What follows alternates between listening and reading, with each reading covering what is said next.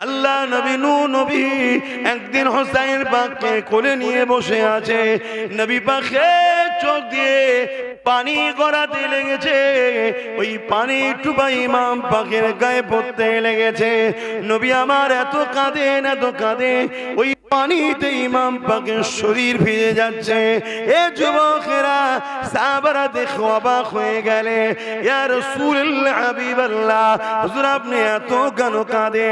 আল্লাহ নবী বলেছিলেন, এ বাবা সাহাবারা, আমার এই বাচ্চাটাকে আমার একদল উম্মত উম্মতি দাবিদারেরা আমার এই বাচ্চাটার উপরে বড় জুলুম করবে, বড় কষ্ট দেবে, বড় অত্যাচার করবে, বড় নির্মমভাবে শহীদ করে দেবে।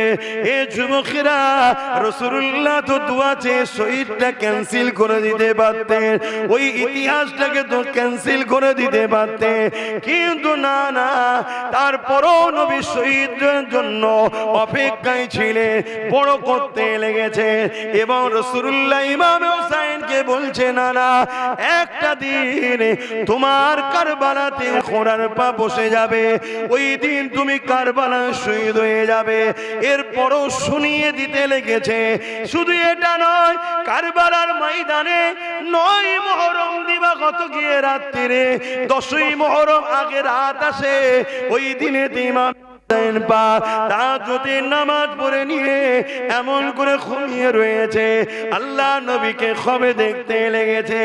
নানা জান, রাসূলুল্লাহ বলতে লেগেছে, নানা ভাই ওয়াদাটা পূরণ করো নানা ভাই, তোমাকে আবে কৌশলের পানি খাবো, দেখো দেখো নিয়ে দাঁড়িয়ে আছি, আর এই যে পাত্র খালি রয়েছে, তুমি শহীদ হয়ে যাওয়ার পর তোমার রক্তগুলোকে জমা করে করে এই পাত্র করে নিয়ে আসবো।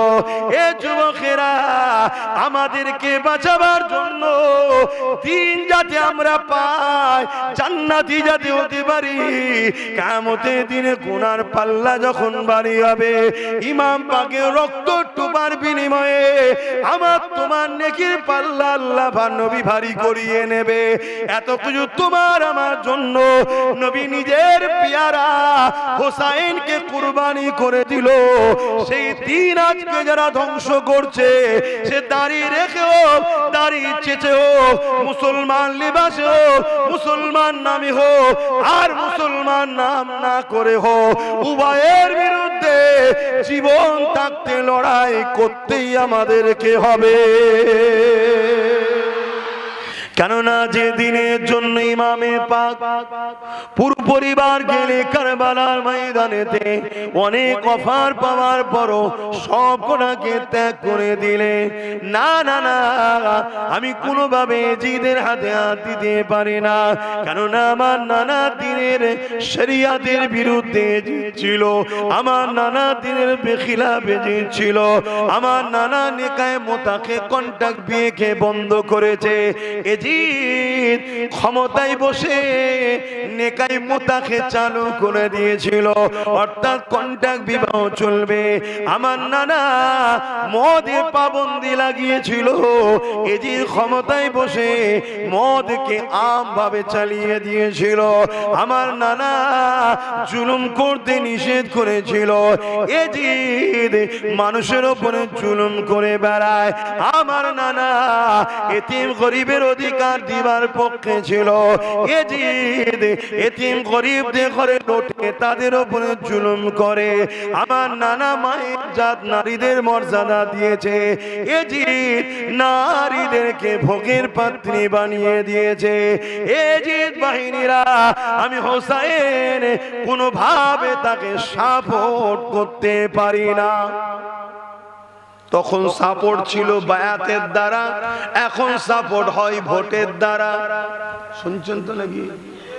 দিনকে আগে চিনুন, দিনকে জবাব প্রত্যেককে দিতে হবে। আপনি আপনার লে ভাবুন, চিন্তা করুন, কিয়ামতের দিন কোন কারো বেটাকে পাওয়া যাবে না, কিয়ামতে পাওয়া যাবে হাসান হুসাইনের নানা জানকে। জোরে বলুন সুবহানাল্লাহ।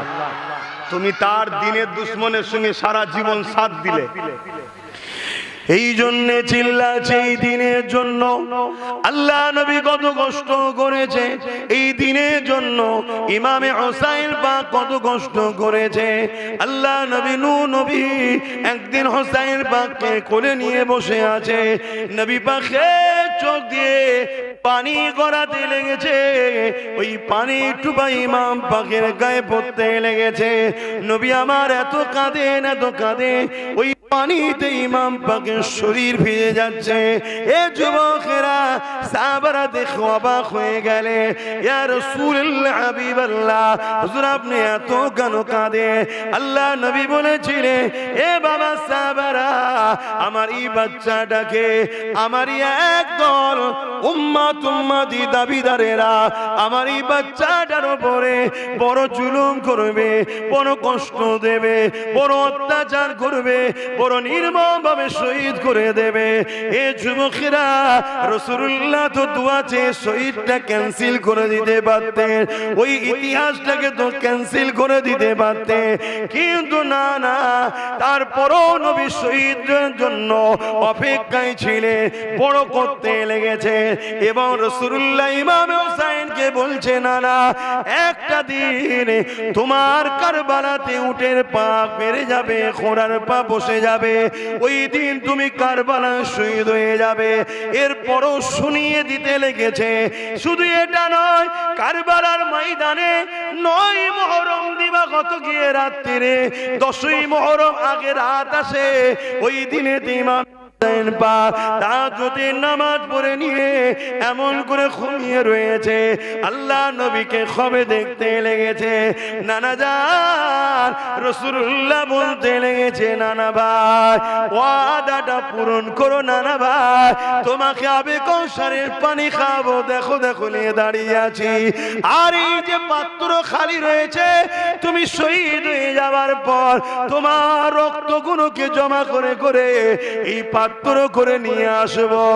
এ যুবকেরা, আমাদেরকে বাঁচাবার জন্য দিন যাতে আমরা পাই, জান্নাতি যাতে হতে পারি, কিয়ামতের দিনে গুনার পাল্লা যখন ভারী হবে, ইমাম পাকের রক্ত টুপার বিনিময়ে আমার তোমার নেকির পাল্লা আল্লাহ নবী ভারী করিয়ে নেবে। এত কিছু তোমার আমার জন্য নবী নিজের পেয়ারা হোসাইনকে কুরবানি করে দিল। সেই দিন আজকে যারা ধ্বংস করছে, সে দাঁড়িয়ে রেখে হোক, দাঁড়িয়ে চেচে হোক, মুসলমান লিবাসে হোক, মুসলমান নামে হোক, আর মুসলমান নাম না করে হোক, উভয়ের বিরুদ্ধে জীবন থাকতে লড়াই করতেই আমাদেরকে হবে।